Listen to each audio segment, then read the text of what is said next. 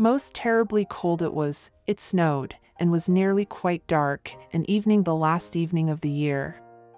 In this cold and darkness there went along the street a poor little girl, bareheaded, and with naked feet. When she left home she had slippers on, it is true, but what was the good of that? They were very large slippers, which her mother had hitherto worn, so large were they, and the poor little thing lost them as she scuffled away across the street, because of two carriages that rolled by dreadfully fast. One slipper was nowhere to be found, the other had been laid hold of by an urchin, and off he ran with it. He thought it would do capitally for a cradle when he some day or other should have children himself. So the little maiden walked on with her tiny naked feet, that were quite red and blue from cold. She carried a quantity of matches in an old apron, and she held a bundle of them in her hand.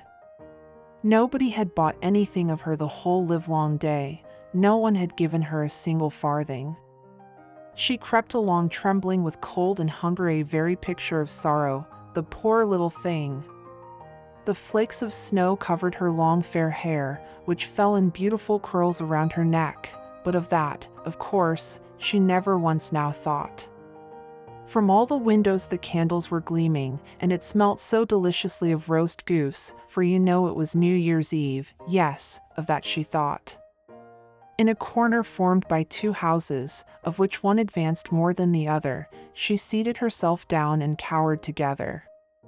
Her little feet she had drawn close up to her, but she grew colder and colder, and to go home she did not venture, for she had not sold any matches and could not bring a farthing of money. From her father she would certainly get blows, and at home it was cold too, for above her she had only the roof, through which the wind whistled, even though the largest cracks were stopped up with straw and rags. Her little hands were almost numbed with cold. Oh!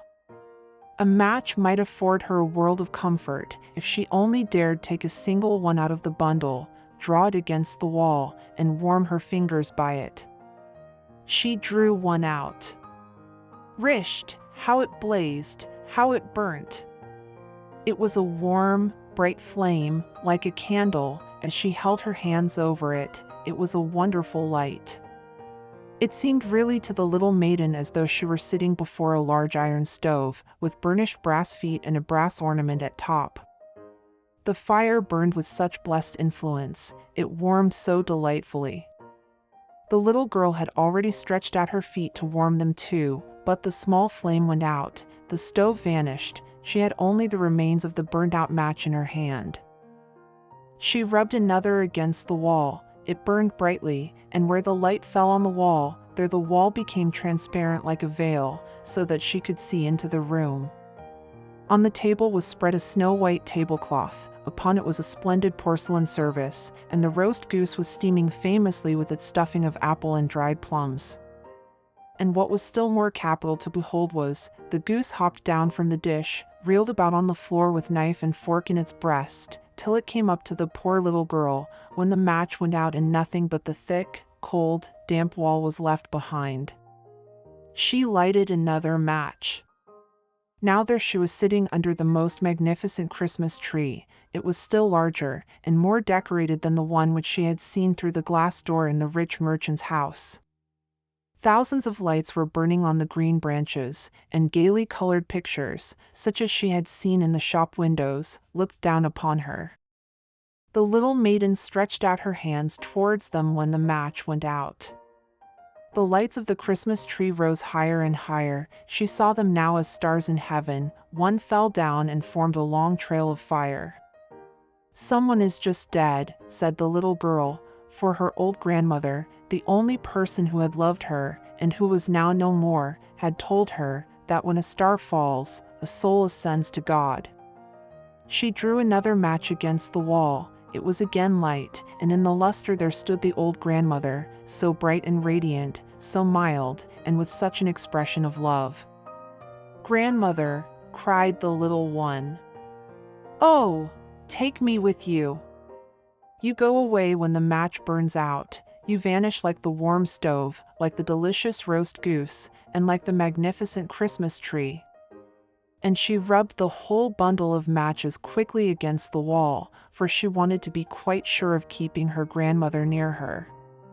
And the matches gave such a brilliant light that it was brighter than at noonday. Never formerly had the grandmother been so beautiful and so tall. She took the little maiden on her arm, and both flew in brightness and in joy so high, so very high, and then above was neither cold, nor hunger, nor anxiety, they were with God.